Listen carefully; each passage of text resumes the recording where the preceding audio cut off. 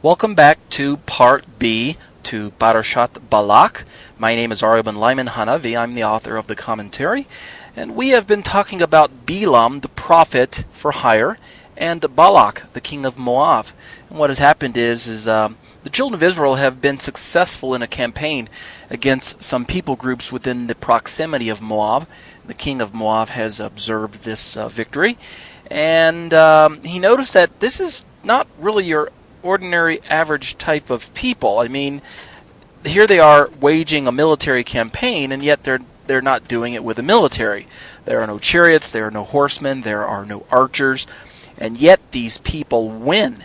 Is it their sheer numbers, or is it something else? So this king of Moab, Balak, he decides that he better take action before he becomes the next defeated group of people. And so he decides to, as it were, fight fire with fire. He becomes aware, and I've described it this way in Part A, he must have become aware of the supernatural element of the victories of Israel. We know, of course, you and I, the people reading the story and the people listening to my podcast, we of course know that the reason that Israel is winning is because Israel's God is fighting for them. So Balak is not too far from the truth. There is a supernatural element to the fight. And so Balak decides to fight fire with fire by hiring a prophet to curse Israel. And he figures if he can maybe curse them, then maybe perhaps he can defeat them. Well, Bil'am converses with God on 3 occasions. And the first time, on the first time, God says, don't go. It's not going to happen. And so Bil'am listens. But the messengers that Balak sent to Bil'am to persuade him to curse Israel, in fact, do their job. They become persuasive. And so Bil'am second guesses God's instruction. He decides to go with the messengers. God acquiesces, allows Bil'am to go. But God says, don't say anything other than what I'm supposed to, and other than what I tell you to do. I tell you to say. Bil'am takes off real fast on his way to meet them. God, seeing into his heart, realizes that Bil'am is headed down the path of destruction towards a greedy gain, and he's in fact going to step out of the will of God. And again, we talked about how that this is peculiar because Bil'am does not seem to be a genuine prophet in the sense that he's a good prophet. Now, he is a real prophet. He's hearing from God. He's conversing with God. He even knows the ineffable name of God, the tetragrammaton name. And yet, he is not following God's ways. And so we pick up the story right after Bil'am has actually gone to the king of Moab, to Balak. They go to a high hill. He curses them. He gives them 3 oracles. And in the 3rd oracle, the Ruach HaKodesh actually enters into or overpowers Bil'am, as it were, and Bil'am utters a blessing that has been recorded for us down to this day in your average prayer book, and that was at the top of page 3. Ma tovu ohelecha Yaakov mishkanoteka Yisrael. How lovely are your tents, Jacob, your encampments, O Israel. This prayer, or this blessing, I should say, has been preserved in a standard Jewish prayer book. And so we find out that God has made a covenant with Israel. And God, for his part, has agreed that the offspring of Avraham will be blessed. And that anyone who tries to ally themselves against the offspring of Avraham is going to find themselves contending with the God of Avraham. So God, remember in Genesis chapter 12, the first few Pesukim said, I'm going to bless those who bless you, Abraham, and I'm going to curse anyone who attempts to curse you. And so we see this in effect right now. Balak is asking Bil'am to curse Israel. Balaam is how most of you are used to hearing his name pronounced in English circles, Balaam. But Bil'am tries to curse Israel. God does not allow it. God, in fact, causes Bil'am to utter a blessing instead. And so what we're learning is that God is a covenant God. God keeps his covenant that he makes to the forefathers, to the people of Israel. And because we are now attached to the people of Israel through Israel's God, then you and I, who name the name of Yeshua, name the name of God, we can also understand that this blessing relates to us as well. So what we're going to do in Part B is we're going to dive a little deeper into the warning that has been given to us throughout the unified Word of God, that we cannot attempt to go against the plans that God has engineered both for the patriarchs as well as for us, His people. God makes promises, and we can understand and we can rest assured that God is going to make good on those promises. He's not going to allow any, as it were, any force in heaven or any force on the earth or any created being under the earth to undo that which He has promised cannot be done. That is to say, namely, curse His people. Now keep in mind, the people in the story that we're reading, even though they can't be cursed, Bil'am does in fact get them to play the whoring partner by taking for themselves foreign women, something which displeases God. And in this displeasure, in this judgment, God ends up judging the people. And wow, 24,000 people end up dying as a result. So perhaps Balaam succeeded. He didn't curse them, but gosh, he certainly took a bite out of them, as it were. So let's pick up the reading. Let's pick up the study at the bottom of page 3 with a section entitled Our Stark Warning. Now the our, of course, is us, you and I, reading the Bible, reading the Torah portion, studying the commentaries, listening to the podcasts. Let's turn now to the New Covenant book, the Apostolic Scriptures, to the book of Jude, or its Hebrew name is Yehudah. And couched in this tiny book, we hear the Torah's final warning against men like Balaam. Now, we've already looked at the warning in 2 Peter chapter 2, verse 15. We've also seen that throughout the Tanakh, we saw in Joshua, in Nehemiah, and in Micah, that this particular incident becomes a warning. So let's now pick up the reading in Jude, and I want to read I want to read the warning at length. This is Jude verses 3 through 13. Remember, Jude is just one book. There's no chapters. It's just really one chapter, if you want to call it that, one book. No chapter breakdown. So let me read verses 3 through 13 at length out of the New International Version, and then I'm going to paraphrase and bring our lesson home. Quote, "Dear friends, although I was very eager to write to you about the salvation we share, I felt I had to write and urge you to contend for the faith that was once for all entrusted to the saints. For certain men whose condemnation was written about long ago have secretly slipped in among you. They are godless men who change the grace of our God into a license for immorality and deny Jesus Christ, our only sovereign and Lord. Though you already know all of this, I want to remind you that the Lord delivered His people out of Egypt, but later destroyed those who did not believe. And the angels who did not keep their positions of authority, but abandoned their own home, these He has kept in darkness, bound with everlasting chains for judgment on the great day. In a similar way, Sodom and Gomorrah and the surrounding towns gave themselves up to sexual immorality and perversion. They serve as an example of those who suffer the punishment of eternal fire. In the very same way, these dreamers pollute their own bodies, reject authority, and slander celestial beings. But even the archangel Michael, when he was disputing with the devil about the body of Moses, did not dare to bring a slanderous accusation against him, but said, "The Lord rebuke you." Yet these men speak abusively against whatever they do not understand, and what things they do understand by instinct, like unreasoning animals, these are the very things that destroy them. Woe to them! They have taken the way of Cain. They have rushed for profit into Balaam's error. They have been destroyed in Korah's rebellion. These men are blemishes at your love feasts, eating with you without the slightest qualm, shepherds who feed only themselves. They are clouds without rain, blown along by the wind, autumn trees without fruit, and uprooted, twice dead. They are wild waves of the sea, foaming up their shame, wandering stars, for whom the blackest darkness has been reserved forever. End quote. That's a powerful passage. I love the fact that Jude seems to be very practical in his approach. He doesn't seem to water down the warning. He doesn't seem to sugarcoat it.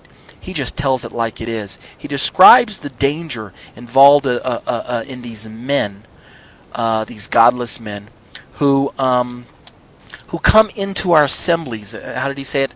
Our love feasts, I think he said earlier on. These men creep in unawares, and because of that, it's because of the fact that they are unknown by some within the community, that they are all the more dangerous. And so again, couched within the warning, we have all these these examples. Then Bil'am shows up. Here he is. Yeah, you read it. Balaam's error. Bil'am provides for us an example of what? A godless man who seeks his own personal gain. And if you think about it, as far as a group is concerned, you don't want someone who's greedy and selfish. Especially if this person is a prophet type or a leader type or an influential person in the group. Balaam, if you recall, had a track record. He could speak with God, and God spoke back to him. How that's possible, I don't know. God speaks to whom he will. We just know that that's the way the story plays out. And so it's a very dangerous reality that we have people like this within our own groups. We the sheep, we have to be very, very careful about who we befriend and who we just let speak to our people, and who in fact wields influence. The book of Revelation as well, in the apostolic scriptures, in my examples here, it's going to put a cap on Bil'am, an end, that is, to this, to using him as an example in Revelation chapter 2, verse 14.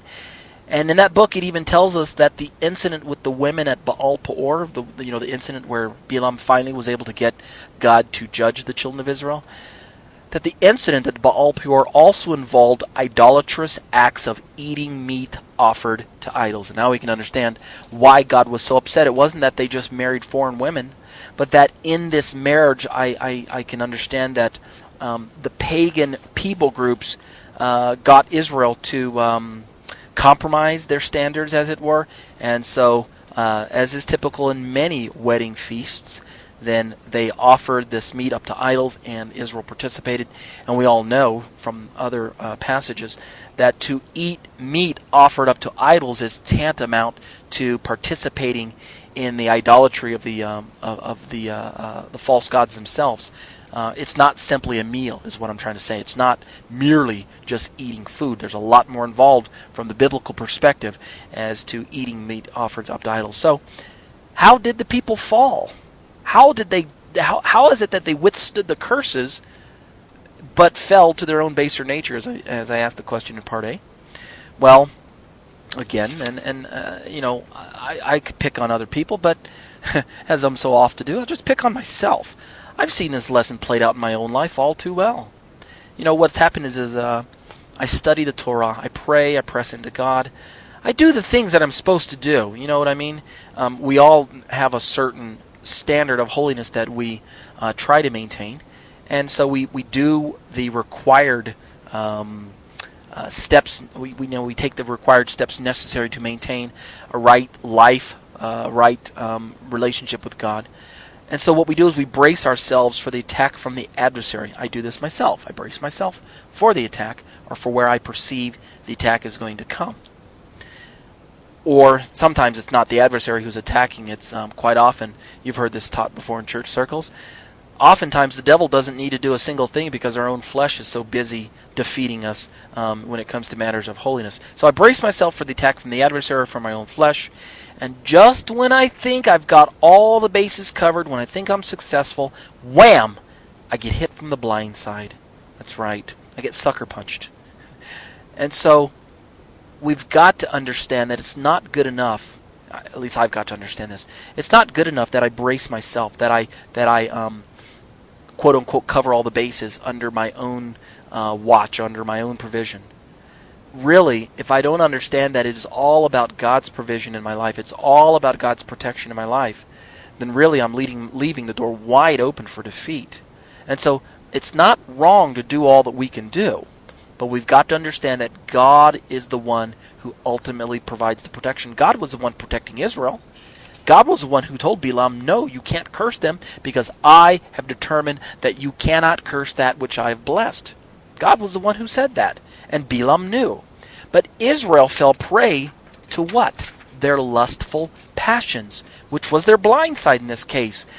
Idolatry was going to play the blind side in Israel's history for several years to come.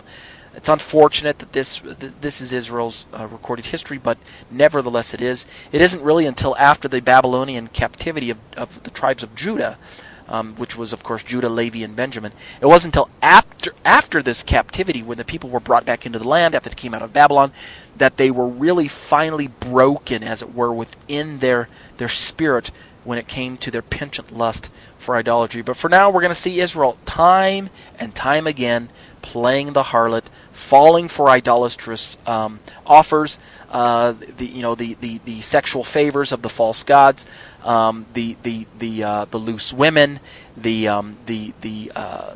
pagan festivals, and the forbidden meat that comes offered at these festivals. Time and time again, Israel would find themselves enthralled with the fetishes and the amulets and the talisman, all of the things that they would carry with them as they carried the articles of God. And you know what? God was not pleased, and he wasn't fooled. He knew all along that Israel was having, she had her husband, which was God, and on the side she had her lovers, which were the Baalim and the Ramfan and the Hiyun and all these other things. This was her blind side, and this was where Bil'am was able to get Israel to fall. Now, the blessing of the Lord was their strong side, and that's the lesson for us today. That's where the warning is. We've got to understand that if we want God's favor in our lives, then we've got to turn to him. We've got to avail ourselves of his protection. We've got to avail ourselves of his Spirit, of his Word, of his promises. We've got to maintain a healthy, viable relationship with God. And so blessed be the Holy One that he extends covenant provision and protection to anyone who will continue to press into the relationship themselves. So the point is very clear. It goes to show that we all have weaknesses in areas that we least suspect at times, and that we are all in need of the supernatural protection of Almighty HaShem. But also goes to show that when we fall, we can't blame God. You know, Israel just cannot blame God for their failures. God is the one who was providing the protection. God was fighting their battles. God was blessing them. He said to Abraham, I'm going to bless your offspring. But Israel couldn't see it. No. And what ends up happening is they fail, and then they cry out and they say, God, why did you allow this to happen? And God says to them, and I'm going to paraphrase something that Norm Franz is fond of saying, a curse without a cause cannot come. You get it? You, in your disobedience to me, have opened the door wide for me to allow the curses to come into your life. And you know what? We can name it and claim it all we want. We can plead the blood of Jesus all we want. But if we're walking in disobedience to God's words and God's ways, if we have allowed the relationship with God to grow cold, and we have turned a deaf ear to God's pleadings to come back to him, then God has no choice. He's covenantally bound to allow the curses to be enacted in our lives. And when diminishment of blessing falls into our lap, we have no one to blame but ourselves. It's a very powerful lesson, and I pray that today, after reading the Torah portion, that we can strengthen ourselves with the reality that God does not desire curse. God's desire that we would be blessed, and that we would be refreshed, that we would be replenished, that we would be strengthened. Be strong and courageous, God told Joshua, and that's what God desires of us today. And so again, the choice is ours. We're going to find this out in the book of Deuteronomy when we get to it. The choice is ours. Choose life and blessing, or choose death and cursing. Which one will you choose? May we learn and understand from this valuable Torah lesson that is laid out so clearly for us in the ever practical pages of God's gracious Word. Amen. Amen. Let's turn now to a kind of an excursus section in my commentary. If you're following the written notes, we're near the top of page 5. And what I did earlier on in my commentaries is I ran a series called the Nahar Deah series. Nahar Deah means river of knowledge. Nahar means river. Deah means knowledge. And in the Nahar Deah series, I was using notes from the Jerusalem. Where did I get these from? Well, actually, I pulled them from various different sources, sometimes from Jerusalem Online notes, other times from other commentaries or other rabbinic sources.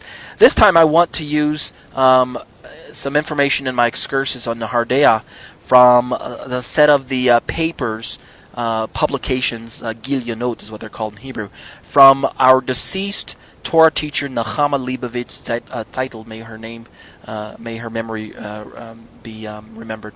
May her name not soon be forgotten." She's a most excellent Torah teacher, and she's one that I prefer to look to when I'm looking into my commentaries. You can get her information online. Let me see. Did I put in the book footnote here? I didn't do it on my written commentary. I tell you what. When I get home, I'm not home right now. I'm actually, believe it or not, as I'm recording this commentary, I'm sitting downtown in the middle of downtown Denver, and I'm sitting outside of a building, a bank. I'm actually waiting for my wife to get off work, and then I've got a few moments, and so I've got my podcast, I've got my iPod, and I've got my notes, and so I'm recording this podcast. And so when I get home, what I'll do is I'll actually put in the footnotes on the bottom of page 6 as to where this particular Gili note from Nechama Leibovitz came from. Okay, I'll do that later, but for now I don't have it.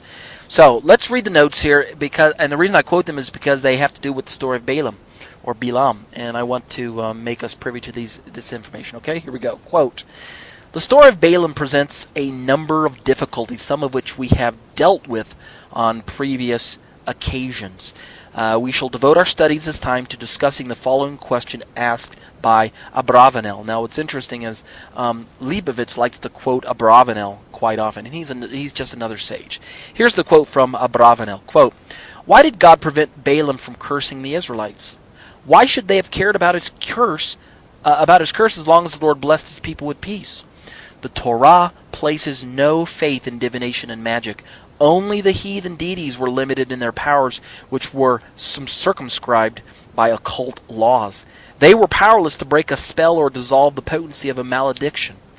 But such was not the portion of Jacob. Even Balaam had to admit that, and if you recall, he admitted that there was no divination in Jacob. He goes on to say, the whole of our Sidra is concerned with discrediting superstition and belief in magical practices. This is the aim of the story of the ass." You remember the talking donkey. "Balaam was proceeding to curse a whole nation with his mouth. He, the seer and prophet, who claimed to probe the mysteries of time, could not even see what his ass beheld." End quote. Now, it's an interesting contrast. Here we have a man who can converse with the Almighty, and yet he's traveling down the road. An angel blocks the path, and the donkey sees it, but the man of God doesn't see it. The prophet can't see.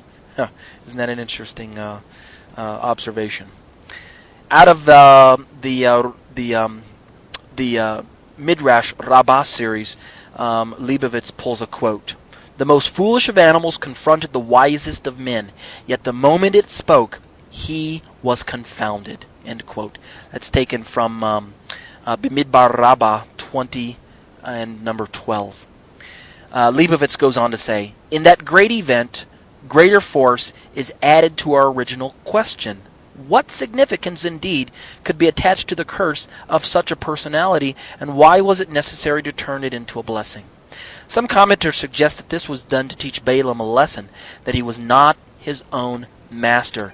No magical rites, that is to say, you remember Balaam had told Balak to build me 7 altars. Build me 7 altars, and then I'll do this, and then I'll do that, and then I'll do this, and he kept trying to find a way to, as it were, conjure up the muster up the magic necessary to curse Israel. But Leibovitz points out that no magic rites could prevail over the supreme master, who is God. He, Balaam, had no choice but to utter the words of the Almighty after they had been put into his mouth. And because that's what it says in chapter 23, verse 5. "And the Lord put a word in the mouth of Bil'am," or Balaam. Is it 23:5? I don't think so. Let me check real quick. I think I might have a typo in my commentary here. Let's double check. 23 verse 5. Then Adonai put it. Yes, it is 23 verse 5. Okay, not a typo there. Okay. So, and I talked about this earlier on, that God can and will use humans to do his bidding, even at the, and this is going to sound disturbing, but even against the will of the human involved, if God deems it necessary. So, Bil'am had already decided that he was going to curse Israel. He'd gone against what God had said. He went after greedy gain. He decided that the price that was being offered by the king, by Balak, was too high to turn down, and so Bil'am proceeded to curse Israel as he thought he would.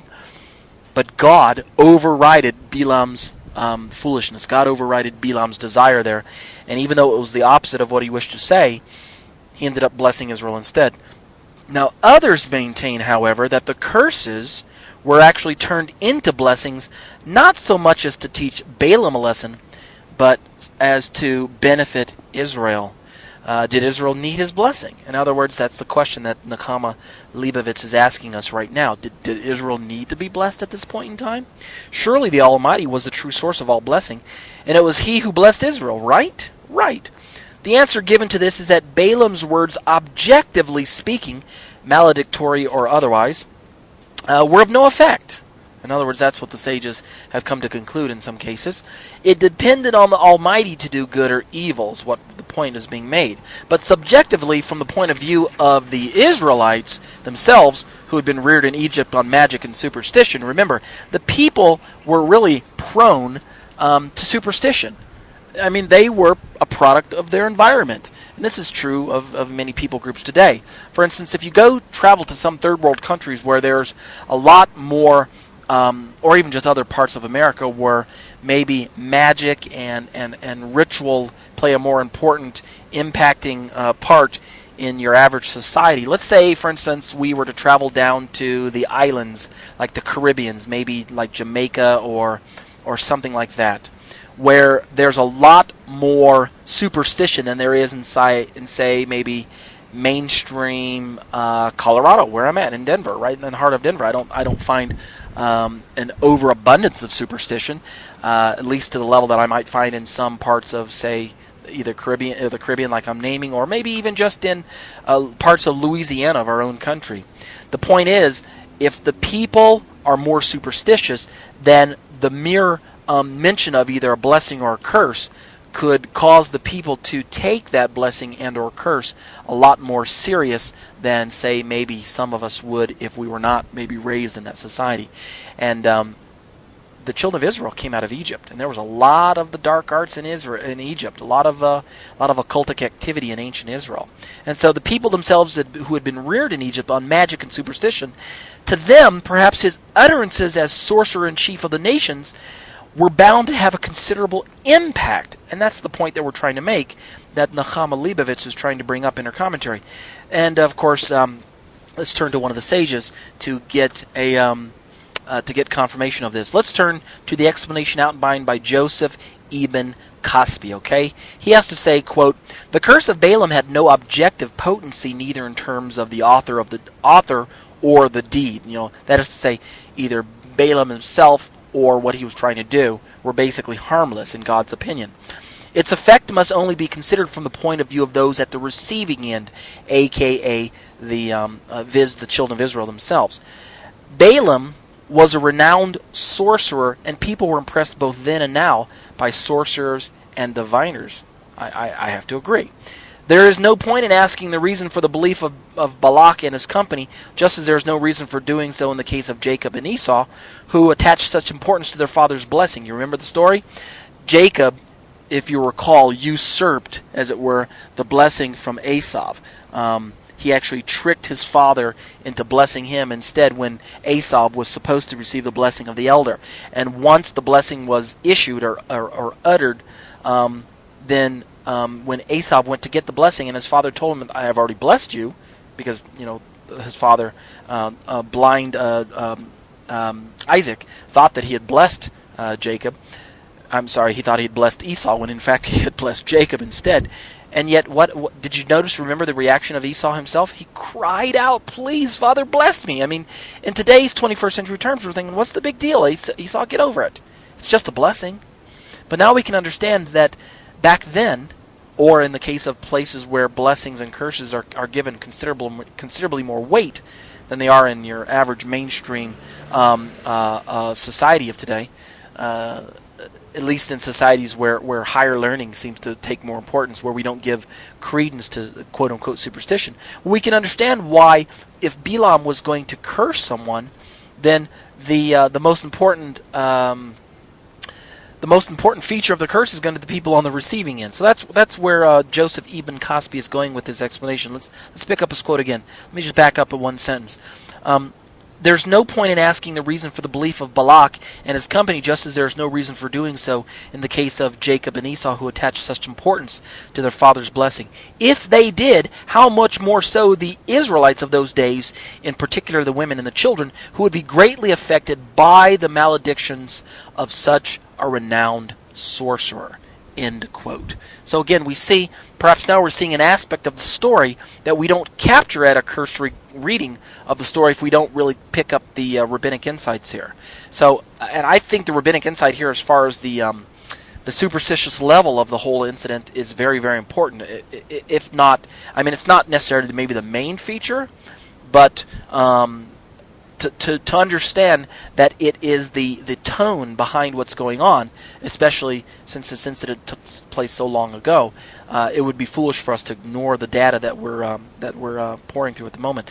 Nechama Leibovitz goes on to conclude: a true friend will save his colleague any pain, even if he knows that no danger will ensue. Similarly, the Almighty, out of the abundance of his love for Israel, prevented Balaam from cursing them, though he was aware that his curses were impotent. Okay? That's the whole point. God knows that Balaam could not have cursed Israel, because God himself is more powerful than any rogue prophet wannabe or any prophet for hire, okay? Any sorcerer for hire. God knows that his word is more powerful, and yet what the sages are trying to suggest here is that what God is doing is he's really considering the feelings of Israel. How would they feel if they saw Balaam up there cursing them? They would think, oh no, we're going to be cursed, or something to that effect, right? Leibovitz goes on to conclude, but the Almighty did not rest content with this. He went so far as to make Balaam bless the people to give them pleasure, as it is stated, "The Lord thy God would not hearken unto Balaam," and that's a quote lifted from Deuteronomy 23 verse 6. This is after Moshe's recounting the story and telling it to the second generation. He tells the children that the Lord thy God would not hearken unto Balaam. Now, Leibovitz goes on to say, the reason of this was because the Lord loveth thee. Of course, this is Moshe's words. Similarly, it is recorded in Joshua 24, verse 9 through 10, Balak called Balaam to curse you, but I would not hearken to Balaam. Therefore, he even blessed you, so I delivered you out of his hand. End quote. And this, of course, means that God delivered the Israelites out of his hand according to his idea of the power of his own words and that of some of the children of Israel. Nechama Leibovitz goes on to conclude, at any rate, he delivered them from hearing his curse, all out of love for his people. End quote. And again, I'll get back with those of you who have the written commentary. I'll go ahead and add the address as to where I got this quote from Nechama Leibovitz, in case you want to look it up and look at the entire context. But with that, we'll call this part B, and it's only 34 minutes into the commentary, and we're going to call it the end of the commentary. How's that? We'll go ahead and end off with the closing blessing for the Torah, okay? Baruch atah Adonai Eloheinu melech haolam, asher natan lanu Torat emet, v'chayei olam nata batochenu. Baruch atah Adonai noten haTorah. Amen. Blessed are you, O Lord our God, King of the universe. You have given us your Torah of truth and have planted everlasting life within our midst. Blessed are you, Lord, giver of the Torah. Amen. With that, I wish you all Shabbat Shalom. That concludes our show for today. Remember Because the Messiah has already come, the Torah is now a document meant to be lived out in the life of a faithful follower of Yeshua through the power of the Ruach HaKodesh to the glory of God the Father.